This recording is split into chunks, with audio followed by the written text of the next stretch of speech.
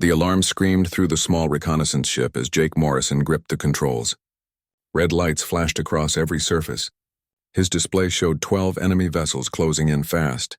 They had come out of nowhere, dropping from faster-than-light travel right on top of him.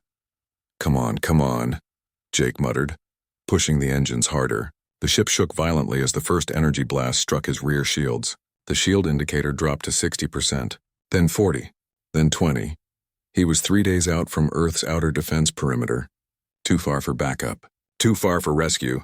He had been tracking Vreldian movements near the Kuiper Belt when they ambushed him. Someone had leaked his position. Someone always did. Another blast hit.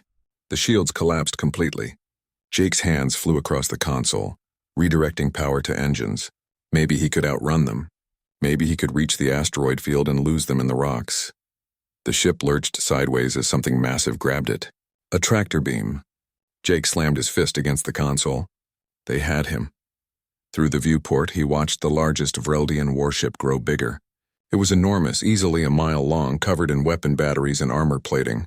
The name burned across its hull in alien script that his translator decoded. Eternal Dominion. Jake took a deep breath. His training kicked in. He wasn't dead yet. Where there was life, there was a chance. He quickly activated his ship's self-destruct sequence, setting it for remote detonation. Then he erased the navigation logs and encrypted all communications. Whatever they wanted from him, they wouldn't get it easy. The docking clamp seized his ship with a metallic clang. Jake stood and moved to his weapons locker. He strapped on body armor and grabbed his rifle. If they wanted him, they would pay for it. The airlock hissed. Jake positioned himself behind a support beam, rifle aimed at the door. The first Vreldian soldier came through fast. Jake fired twice. The alien dropped. The second one got a shot off before Jake's third bullet took him down. The energy blast scorched Jake's shoulder, burning through the armor.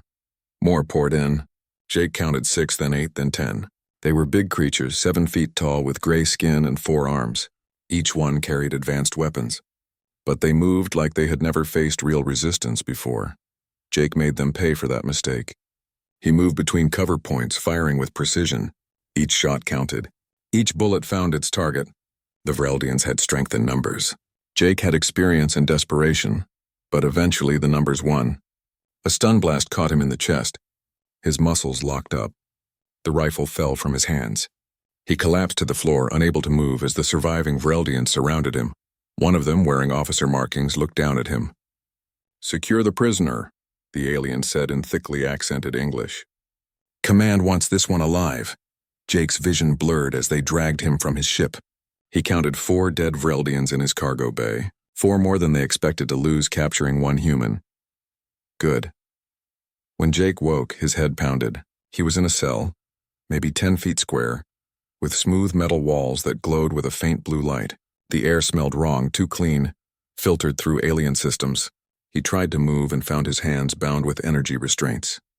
The door opened. A Vreldian officer entered, flanked by 2 guards. The officer was tall even for his species, wearing a dark uniform covered in medals and rank insignia. His face was harder to read than a human's, but Jake had learned to spot arrogance in any species. This one had plenty. "I am Commander Tajan," the alien said, studying Jake like an interesting specimen. "You are aboard my ship." "You killed 8 of my soldiers," Jake said nothing. His shoulder throbbed where the energy blast had burned him. They had treated the wound, probably to keep him alive for questioning. "Your species fascinates me," Tajan continued, walking in a slow circle around Jake. "Humans, so small, so weak physically, yet you resist when others would surrender. Why?" "Maybe we don't like being conquered," Jake said quietly. Tajan made a sound that might have been a laugh. "Conquered. The Vreldian Empire has ruled this sector for 1,000 years. Your Earth appeared only recently. A small blue world with primitive weapons and delusions of importance. You should feel honored that we even notice you." "Honored isn't the word I'd use." The commander stopped in front of Jake. "You were alone in that ship. Doing what, spying? Gathering intelligence? Did you think one small vessel could make a difference?" Jake met his eyes. "You'd be surprised what one person can do." Something flickered in Tajan's expression. Annoyance maybe, or doubt. "You will tell me everything about Earth's defenses. Your military installations, your fleet positions, your command structure." "No," Jake said simply. Tajan leaned closer. You misunderstand your situation, human. You are my prisoner. You have no choice. There's always a choice. The commander studied him for a long moment. Then he straightened and turned to leave. We shall see how long your defiance lasts. Dr. G1 will begin your interrogation tomorrow. She has ways of extracting information that would break your mind. Think carefully about cooperation. The door sealed behind them. Jake was alone again. He tested his restraints. They were energy-based, impossible to break by force. But everything had a weakness. Everything could be exploited. He just needed time to find it. Hours passed. Jake used the time to study his cell, memorizing every detail. The way the door sealed, the pattern of the lights, the sound of footsteps in the corridor outside. Information was survival. Eventually, 2 guards brought him food. It was a gray paste in a bowl, probably synthesized protein. It tasted like cardboard, but he ate it anyway. He would need his strength. As the guards left, Jake heard them talking in low voices. They spoke in their own language, but Jake's translator implant caught fragments. Attacks on the supply depot. 3 more ships destroyed. They say it's the ghost. No. I heard the commander say it's one human. Impossible for one to do so much damage. They call him Reaper. The door sealed. Jake sat back against the wall, a cold smile touching his lips. So the word was spreading. Good. Fear was a weapon as effective as any gun. The Vreldians had made a mistake taking him alive. They thought he was just another human soldier. They didn't know who they had captured. They didn't know that for 2 years he had been a ghost in their empire, striking supply lines, assassinating officers, freeing prisoners, building a legend one mission at a time. They had captured Jake Morrison, Navy SEAL, Lieutenant Commander in Earth Special Operations, but they had also captured the Reaper, and the Reaper always found a way to complete his mission. Always. Jake closed his eyes and began to plan. The cell was secure, the guards were alert, and he was deep inside an enemy warship surrounded by thousands of hostile aliens. Most people would call this situation hopeless. Jake called it Tuesday. He just needed to wait for the right moment. Learn the patterns. Find the weakness. Then he would show these aliens why humans had earned their respect and fear. Outside his cell, the great warship Eternal Dominion continued its patrol. The crew went about their duties, confident in their power and superiority. They had no idea that death itself was locked in their brig, counting their numbers and planning their end. The second day began with pain. Dr. G1 arrived early, accompanied by 4 guards and carrying equipment that looked medical but felt threatening. She was smaller than most Vreldians, with lighter gray skin and 3 fingers on each hand instead of 4. Her eyes were different too, more curious than cruel. I am a scientist, she said, setting up her instruments around Jake's chair. I study species, biology, psychology, behavior patterns. You're the first human I have examined in person. Jake said nothing. He had been strapped into an examination chair, arms and legs secured. The energy restraints hummed against his skin. I will ask you questions, G1 continued. If you answer, this will be painless. If you refuse, I have tools that will make you wish you had cooperated. Do what you need to do, Jake said quietly. She studied him. You are not afraid. I'm terrified. I just don't show it. That seemed to intrigue her. She activated a device that projected images in the air between them. Tell me about Earth's military structure. No. A pulse of electricity shot through the restraints. Jake's muscles seized. It lasted 3 seconds and felt like 3 hours. When it stopped, he gasped for breath. That was level 1, Ji-won said calmly. There are 10 levels. Tell me about your military structure. Jake focused on breathing. In through the nose, out through the mouth. Center yourself. He had survived worse in training. No, the pulse came again, stronger this time. His vision went white. Every nerve in his body screamed. When it stopped, he tasted blood. He had bitten his tongue.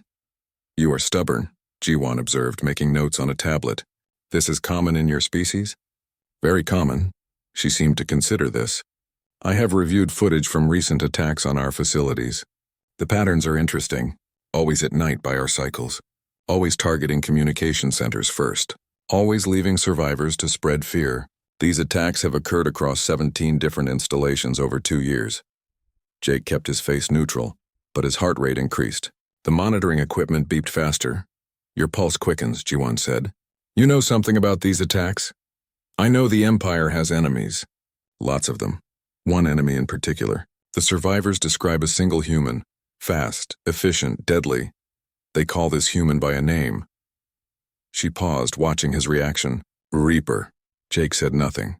I began to wonder, Jiwan continued, pulling up tactical maps. If one human could cause so much damage, what kind of training would that require? What kind of soldier?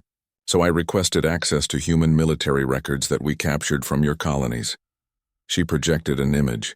Jake's own service record, though heavily redacted. His photo stared back at him from 2 years ago. Lieutenant Commander Jake Morrison, Special Operations, Navy SEAL. Confirmed kills numbering in the hundreds. Specialist in infiltration, assassination, and psychological warfare. Jiwan looked at him with new understanding. You are him. You are the Reaper. Prove it, Jake said. Your ship's logs were encrypted but not destroyed. We broke the encryption 2 hours ago. Your flight path matches exactly with the locations of recent attacks. The timeline matches. The methods match. She leaned forward. You are the ghost that haunts our supply lines. The demon that kills our officers in their sleep. The legend that makes my people afraid. Jake met her eyes. If I'm so dangerous, why keep me alive? Because Commander Tajin wants a public execution. He wants to show the Empire that even the legendary Reaper can be killed, that humans can be defeated. She paused. But I think he is making a mistake. Why? Because keeping a predator alive in your home is foolish. And you, Jake Morrison, are a predator. Before Jake could respond, the door burst open. A young Vreldian guard rushed in, looking panicked. Dr. Jiwan, you must come. There is an incident in Corridor 12. Jiwan frowned. What kind of incident? Kyung tried to prove himself. He went to the prisoner's old cell with 3 others. To mock him. To show dominance. The guard swallowed hard. But the prisoner had left traps. Hidden weapons. Kyung is dead. The others are injured. Jake felt cold satisfaction. Before they moved him to the examination room, he had spent 10 minutes in that cell. 10 minutes was enough to improvise simple traps from torn metal and frayed wiring. Nothing sophisticated, just enough to punish carelessness. Jiwan turned to him slowly. You did this? Even in captivity, even monitored, you still fight? I told you, Jake said. There's always a choice. She stared at him for a long moment. Then she gathered her equipment. This session is over. Guards, return him to the high-security cell. Level 9 protocols. No one enters without my authorization. As they dragged him through the corridors, Jake memorized everything. Guard positions. Camera locations. Shift change patterns. Every detail was a tool. Every observation was a weapon. The new cell was deeper in the ship, surrounded by heavier doors and more sophisticated locks. But Jake had learned something important. The Vreldians feared him now. Fear made people stupid, made them overconfident or overcautious.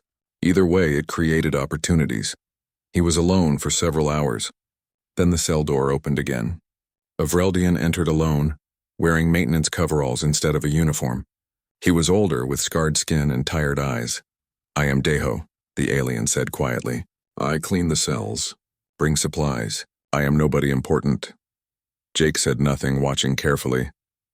I heard what you did to Kyung, Deho continued, pulling out cleaning tools. He was cruel, mean, he hurt people for fun. No one will miss him. He glanced at Jake. I wanted to thank you. Why would you thank me? Because for 40 years I have served the Empire.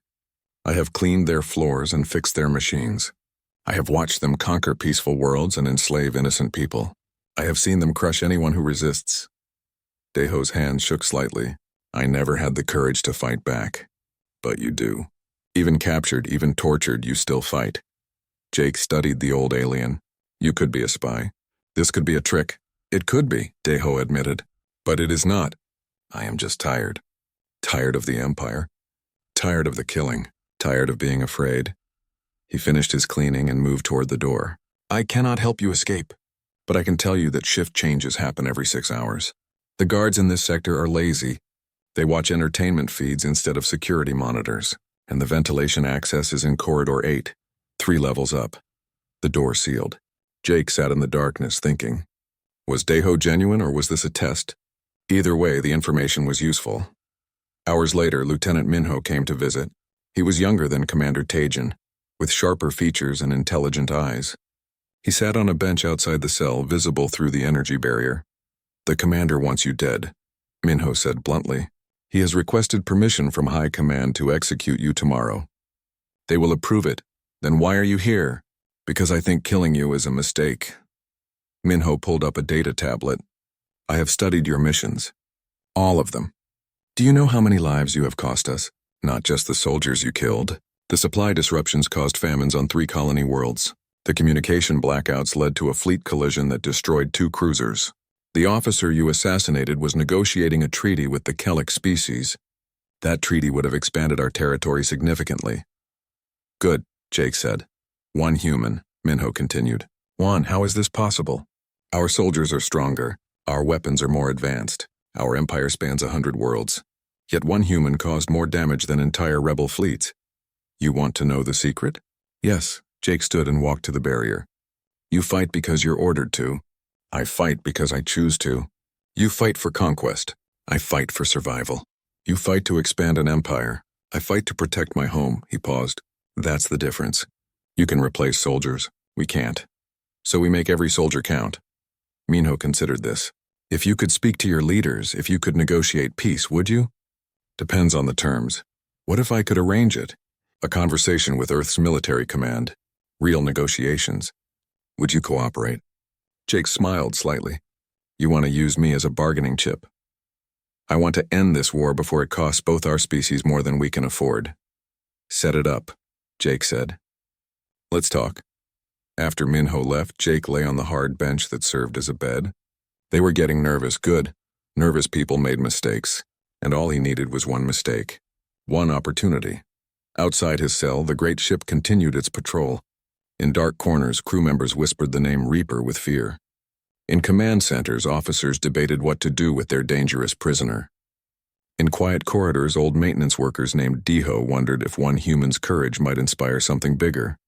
And deep in the brig, Jake Morrison planned and waited. Because he knew something the Vreldians had not yet learned. The most dangerous human was not the one with the biggest gun. It was the one with nothing left to lose and a mission still to complete. His mission was simple: survive, escape, and make them regret ever taking him captive. And Jake always completed his missions. Commander Taijin stood before the communication array, his forearms clasped behind his back. The entire bridge crew watched as he prepared to make the announcement that would change everything. Begin transmission, he ordered. Full spectrum. All channels. I want every world in the Empire to hear this. The communication officer nodded. Broadcasting now, Commander. Taijin smiled. Citizens of the Vreldian Empire. For 2 years, a terrorist has haunted our borders. A human called Reaper has attacked our installations, murdered our soldiers, and spread fear through our ranks. Today I am pleased to announce that this criminal has been captured. The Great Reaper is our prisoner aboard the Eternal Dominion. The human threat has been neutralized. He let the words hang in the air. This demonstrates the superiority of Vreldian power. 1 small human cannot stand against our empire. No one can. We are invincible. We are eternal. The transmission ended. Taijin turned to his officers. Send that to every news outlet, every military channel. I want the entire galaxy to know we have defeated Earth's greatest weapon. Lieutenant Minho stepped forward. Commander, may I speak? What is it? I am not certain this announcement was wise. The Reaper has become a symbol. Symbols can be more dangerous dead than alive. Taijin waved dismissively. Superstition. He is just 1 human. Nothing more, but Minho's concerns proved accurate within hours. On Earth, the announcement hit like an earthquake. Jake Morrison's capture became front-page news across every human colony. His face, his name, his missions, everything came to light. Military headquarters erupted into activity. Admiral Yuna, commander of Earth's Outer Defense Fleet, called an emergency meeting. Morrison is alive. That changes everything. Begin immediate extraction planning. I don't care what it costs. We bring him home. On the Vreldian border world, something unexpected happened. Human colonists who had lived under Empire occupation for years suddenly found their courage. If the legendary Reaper could fight alone for so long, they could fight too. Riots broke out on 3 worlds simultaneously. Vreldian governors called for reinforcements. But the most surprising response came from other alien species. The Kellics, the Torvans, the Minari, dozens of races that had been conquered and subjugated by the Vreldians. They heard that 1 human had resisted for 2 years and thought, If he can fight, maybe we can too. Small acts of rebellion began across the Empire. Sabotage, protests, refusals to work. Nothing major individually, but together, they created cracks in the Empire's foundation. Aboard the Eternal Dominion, the crew felt the change immediately. Strange things began happening. Equipment malfunctioned at odd times. Security cameras went offline during crucial moments. Guard schedules got mixed up, leaving corridors unwatched. Food shipments arrived with incorrect manifests. In the crew quarters, soldiers whispered to each other. Did you hear about Hagen? Disappeared during his shift last night. 3 more missing this morning. Just gone. I heard the Reaper escaped his cell. No, he is still locked up. I saw him myself. Then how is this happening? Paranoia spread like disease. Guards jumped at shadows. Officers doubted their subordinates. The simple fact of Jake's presence aboard the ship created an atmosphere of fear. Dr. Jiwan noticed it during her daily rounds. She found a guard named Yejin standing in front of Jake's cell, staring at the prisoner with wide eyes. What are you doing? Jiwan asked. Yejin did not look away from Jake. He is just sitting there, reading a book we gave him, eating his meals. He looks calm, normal. So, how can he be calm? He is trapped on an enemy ship with no chance of escape. He should be terrified, angry, desperate. Yejin's voice dropped to a whisper, unless he is waiting for something. Unless this is all part of his plan. Jiwan looked at Jake through the barrier. The human sat cross-legged on his bench, reading a technical manual about ship systems that someone had carelessly left in his cell. He looked completely relaxed. That terrified her more than anything. She went to find Minho. The lieutenant was in his quarters reviewing security logs. The missing crew members, Jiwan said. Have you found them? No, 5 are gone now, no trace. No bodies, nothing. Could the Reaper be responsible? Minho pulled up footage of Jake's cell. He has not left this cell in 3 days. The monitoring is constant. There is no way he could have done anything. Then what is happening to our people? I do not know. But the crew thinks it is him. They think he is somehow reaching out from his cell and taking revenge. Minho closed the display. Fear is a weapon, and he is using it perfectly. The truth was simpler than they imagined. The missing crew members had not been killed. They had deserted. The Reaper's presence had shown them that the Empire could be resisted. If one human could cause so much damage, maybe the Empire was not as invincible as they claimed. 5 Vreldians had stolen a shuttle and fled to neutral space. But Jake did not discourage the rumors. He knew what he was doing. Every time a guard looked at him with fear, every time an officer second-guessed an order, his mission succeeded a little more. He was not just fighting to escape. He was fighting to destroy their confidence. On the 4th day, Commander Taejin authorized the negotiation Minho had suggested. Jake was brought to a communication room, heavily guarded and placed in front of a quantum relay. You have 5 minutes to speak with your leadership, Taejin said. Tell them to surrender the outer colonies. Tell them to accept Vreldian authority. If you do this, we will release you. Jake almost laughed. They thought he would betray his people to save himself. They really did not understand humans. The communication link activated. Admiral Yuna's face appeared on the screen.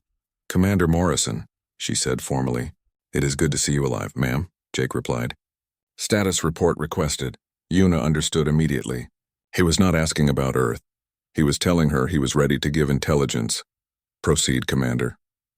For the next 5 minutes, Jake spoke about peace terms and negotiations, but hidden in his words were codes that Earth intelligence would recognize. Fleet positions, weak points in the Eternal Dominion's defenses, guard rotations, weapon systems, everything he had learned during his captivity, encoded in seemingly innocent conversation. Taejin heard talk of peace. Yuna heard a tactical briefing. When the communication ended, Taejin seemed satisfied. You did well, human.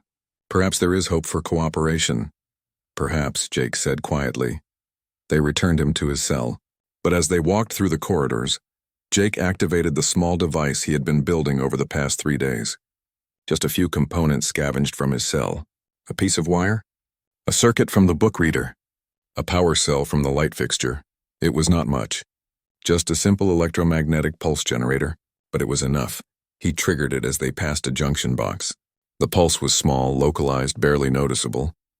but it corrupted a tiny section of the ship's computer system. Just one small virus hidden in the code. The guards noticed nothing. They locked him back in his cell and left. Jake sat on his bench and smiled. The virus would spread slowly, hiding in the ship's systems, waiting for his activation code. When the time came, it would cause chaos throughout the vessel. Daho came that evening with cleaning supplies. He worked quickly, but as he passed Jake's cell, he whispered, "Whatever you are planning, do it soon." Commander Tajin grows impatient. He talks of execution again. "How long do I have?" 2 days. Maybe 3. After Daho left, Jake began his final preparations. He exercised, keeping his body ready. He reviewed everything he had learned about the ship's layout. He planned 3 different escape routes, 4 different scenarios, 5 different contingencies. He thought about the men and women back on Earth counting on him. He thought about the colonists suffering under Vreldian occupation. He thought about every mission that had brought him to this moment. The Vreldians called him Reaper. The name had started as enemy propaganda, a boogeyman to explain their losses. But Jake had made it real. He had become the legend they feared. Now it was time to show them why. Late that night, Lieutenant Minho came to the cell one last time. "I spoke to High Command. They want you dead. The execution is scheduled for tomorrow at noon." "I figured as much. I argued against it. I told them you were more valuable alive, but they fear you too much to let you live." Minho looked genuinely regretful. "I am sorry. You are a worthy opponent. In another life, we might have been allies." "Maybe," Jake said. "Tell me something. Why do you serve the Empire?" Minho considered the question. "Because I believed in order, in civilization, in peace through strength, and now I'm not sure what I believe. You have made me question many things." Minho stood to leave. "I hope your death is quick, human. You have earned that much respect." After he left, Jake lay down on his bench. Tomorrow would be the day. Tomorrow the Reaper would show the Vreldian Empire what one human could really do when pushed into a corner. He closed his eyes, but he did not sleep. Warriors did not sleep before battle. They prepared, and Jake Morrison was preparing for the fight of his life. They came for him at dawn by ship time. 6 guards, fully armed, led by a captain named Jamin. The captain was massive even for a Vreldian, with battle scars crossing his gray face. "On your feet, human," Jamin ordered. "Commander Tajin wants this done quickly." Jake stood slowly, showing no fear. The guard secured energy restraints on his wrists and ankles. They were taking no chances. "Where are we going?" Jake asked calmly. "The execution chamber. You will die in front of witnesses. Your death will be broadcast across the Empire as a lesson." "A lesson in what?" "That no one defies the Vreldian Empire and lives." They marched him through the corridors. Crew members stopped to watch. Some looked satisfied. Others looked uncomfortable. A few, including Daho cleaning a nearby corridor, looked sad. But as they walked, Jake counted steps. Memorized turns, watched guard positions. Even now, even walking to his death, he gathered intelligence. They entered a large chamber. Commander Tajin stood on a raised platform with several other officers. Below them, a space had been cleared. Recording equipment pointed at the center. "Bring him forward," Tajin commanded. Jake was pushed to the center of the chamber. The restraints held him in place. Tajin activated the communication system. "Citizens of the Empire, today we execute the terrorist known as Reaper. Let this be a message to all who would resist Vreldian authority. Resistance is futile. Defiance means death." Tajin drew his weapon, a heavy plasma pistol. He aimed it at Jake's head. "Any last words, human?" Jake looked directly at the camera. "Yeah, 3 words." He smiled. "See you soon." Tajin's finger moved to the trigger, and then every light in the ship went out. Emergency sirens screamed. Red backup lights flickered on, casting everything in blood-colored shadows. The restraints on Jake's wrists and ankles deactivated as power systems failed. His virus had worked. Jake moved instantly. He grabbed the plasma pistol from the confused Tajin and fired twice. The first shot hit the restraint control panel, destroying it. The second hit the door controls, sealing the chamber. Guards rushed toward him, but Jake was already moving. He dropped low, sweeping the legs of the nearest guard. The Vreldian crashed down hard. Jake took his rifle and rolled behind a support pillar. "Kill him!" Tajin roared. Energy blasts lit up the chamber. Jake fired back, not to kill, but to create chaos. He shot out the remaining lights, plunging the room into deeper darkness. Fereldians could see better in low light than humans, but they had trained in well-lit conditions. The sudden dark confused them. Jake moved through the shadows like a ghost. His SEAL training took over completely. He was not thinking, just reacting. Muscle memory and years of experience guided every movement. He heard footsteps to his left. He fired once. A guard fell. More shots came from the right. Jake dove behind equipment, letting the panicked guards shoot at each other in the darkness. The emergency door override kicked in. The chamber door opened. More guards poured in, responding to the alarm. But the narrow doorway created a bottleneck. Jake fired into the group, dropping 3 before they could spread out. He grabbed a fallen guard's gear vest, strapping it on as he moved. Extra ammunition, grenades, a combat knife. Everything he needed to become truly dangerous.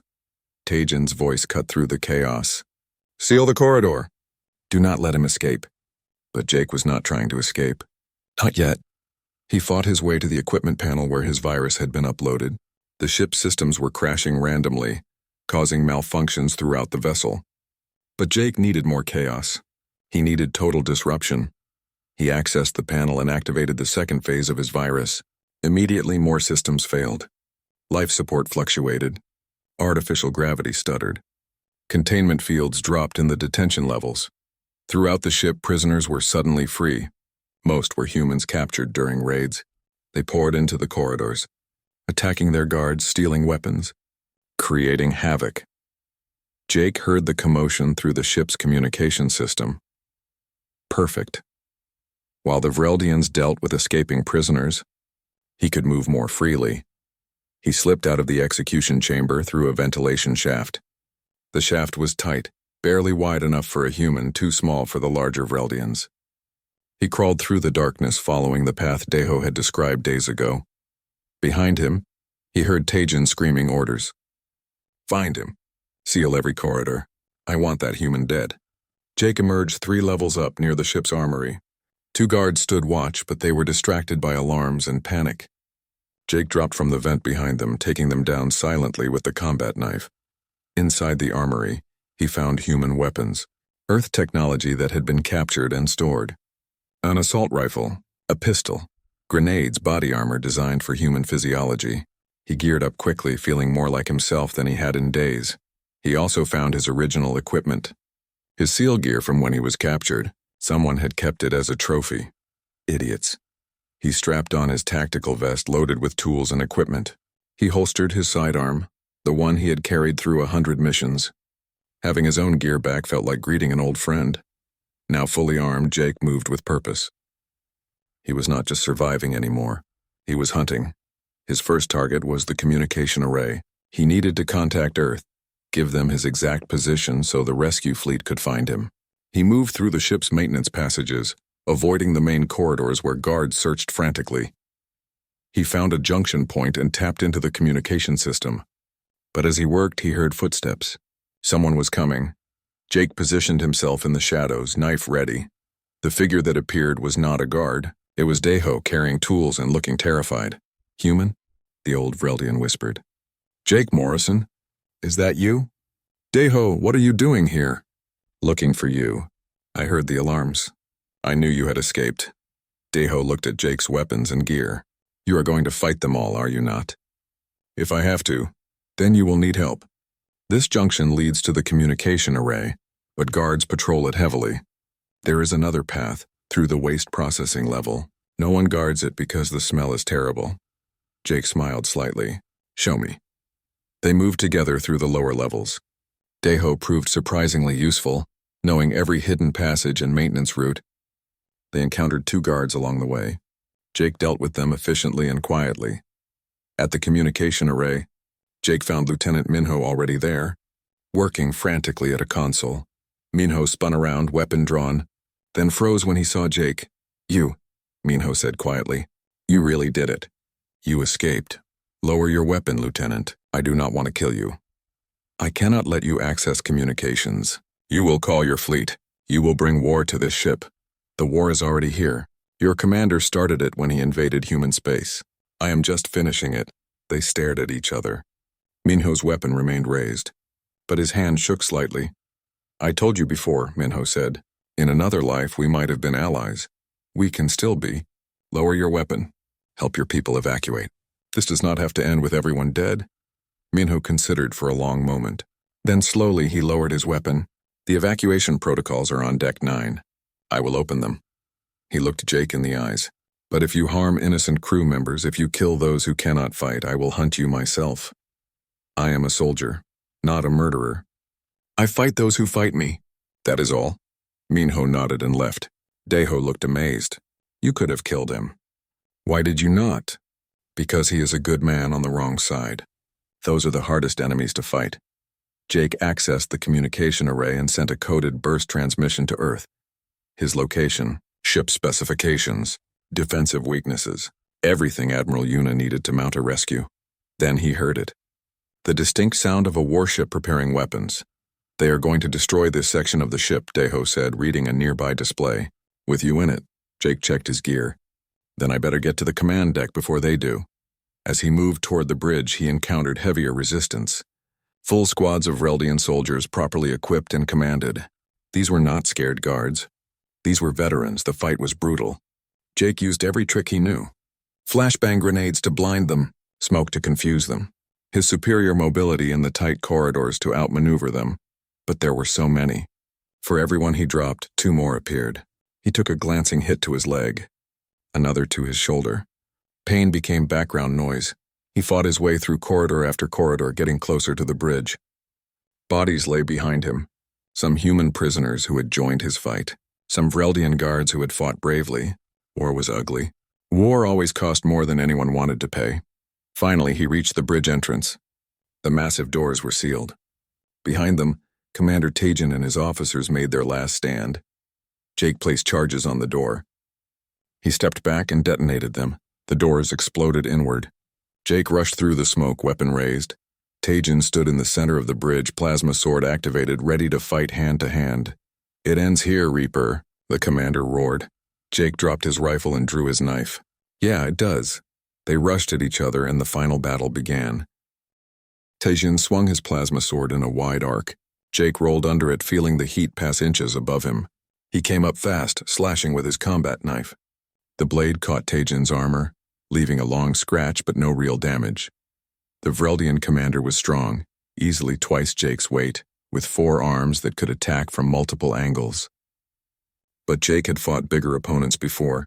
Size meant nothing if you were smart. Tajin attacked again, his upper arm swinging the sword while his lower arms reached to grab. Jake dodged left, then right, staying just out of reach. He was studying his opponent, learning his patterns. The bridge crew watched in shock. Their commander, the great Tajin, was being toyed with by a single human. Jake saw his opening. As Tajin overextended on a thrust, Jake stepped inside his guard. The knife flashed twice. Once across the tendons in Tajin's lower left arm. Once across his sword hand. The plasma sword clattered to the floor. Tajin roared in pain and rage. He charged forward, trying to crush Jake with pure strength. But Jake was already moving. He used Tajin's momentum against him, redirecting the bigger alien into a control console. Sparks flew. Tajin stumbled. Jake kicked him behind the knee. The commander went down hard. Before he could rise, Jake had his knife at Tajin's throat. Do it, Tajin spat. Kill me. Prove your people are savages. Jake looked around the bridge. Every officer watched him. Dr. Ji-Wan stood near the back, her expression unreadable. Young Ensign Hana gripped her console, fear in her eyes. I am not a savage, Jake said quietly. He took the knife away from Tajin's throat and stepped back. I am a soldier, and soldiers know when to fight and when to show mercy. He turned to the bridge crew. I am taking control of this ship. Anyone who wants to fight me, step forward now. No one moved. Smart choice. Begin evacuating all non-essential personnel. Get them to the escape pods. Send distress signals on emergency channels. Tell them this ship is under attack, but you have time to evacuate safely. Ji-Wan stepped forward. Why are you letting them go? Because I fight soldiers, not civilians. Your crew did not choose this war. Your commanders did. I am giving innocents a chance to survive. Lieutenant Minho appeared in the doorway, out of breath. Human fleet detected. They are coming in fast. 12 warships led by Admiral Yuna. Jake nodded. Good. How long until they arrive? 15 minutes. Maybe less. Then we do not have much time. Jake accessed the main computer. I am disabling your weapon systems. When the human fleet arrives, this ship will not fire a single shot. He worked quickly, uploading commands that would lock down the Eternal Dominion's weapons. The bridge crew watched but did not interfere. They had seen what he could do. None wanted to be his next opponent. As he worked, Daiho entered the bridge. The old maintenance worker looked at the scene, at Teijin sitting defeated on the floor, at Jake in control of the ship's systems. "You did it," Daiho said with wonder. "One human against an entire warship. You actually did it. I had help." Jake looked at the old alien. "Thank you, Daiho, for everything. I did very little. You did more than you know. You gave me hope when I had none. That matters." Dr. Jiwon approached slowly. "I studied you. I thought I understood what makes humans dangerous. But I was wrong. Your danger is not in your weapons or your training. It is in your spirit. You refuse to give up. Even when logic says you should surrender, you fight. We call it stubbornness," Jake said with a slight smile. "I call it terrifying." The evacuation proceeded smoothly. Crew members filed to escape pods in orderly fashion. Minho coordinated the effort, making sure no one was left behind. Even Teijin's bridge officers were allowed to leave. But as the evacuation continued, alarms blared again. Ensign Hana checked her console and went pale. "Commander Morrison, we have a problem." Vreldian reinforcements. 3 battlecruisers just dropped from FTL. They are moving to intercept the human fleet. Jake cursed under his breath. This was going to get messy. He opened communication channels. "Admiral Yuna, this is Commander Morrison. I have control of the Eternal Dominion, but 3 Vreldian battlecruisers are inbound. You're going to have company." Yuna's voice crackled through. "Good to hear your voice, Commander. We see them. Prepare for one hell of a fight." The space around them exploded into battle. Human ships engaged the Vreldian battlecruisers in a storm of weapons fire. The void lit up with explosions and energy beams. Jake watched from the bridge, feeling helpless. He was not a pilot. He could not join that fight, but he could do something else. He activated the Eternal Dominion's communication systems, not just for this ship, but broadcasting across all Vreldian military channels. "This is Jake Morrison, the one you call Reaper. I am broadcasting from the bridge of your flagship. Commander Teijin is defeated. This ship is under human control. You can continue fighting or you can listen." He paused, letting that sink in across the entire Vreldian fleet. "I did not want this war. My people did not want this war. But you came to our worlds. You killed our people. You took our freedom. So we fought back. And we will keep fighting back until you understand one simple truth. Humans will never surrender. Never. You can kill us. You can capture us. But you cannot break us." Through the viewport, one of the Vreldian battlecruisers took a direct hit from Admiral Yuna's flagship. Its shields collapsed. Secondary explosions rippled across its hull. "Look at what is happening," Jake continued. "Look at the cost. How many of your people will die today? How many more will die tomorrow? For what? To conquer one more species that will resist you forever?" Another battlecruiser began pulling back, its weapons going silent. "I'm giving you a choice. Stand down. Withdraw from human space. Let us live in peace, or keep fighting and learn why we earned the name Reaper. Not because I am special. Because every human will fight like I fought. Every single one."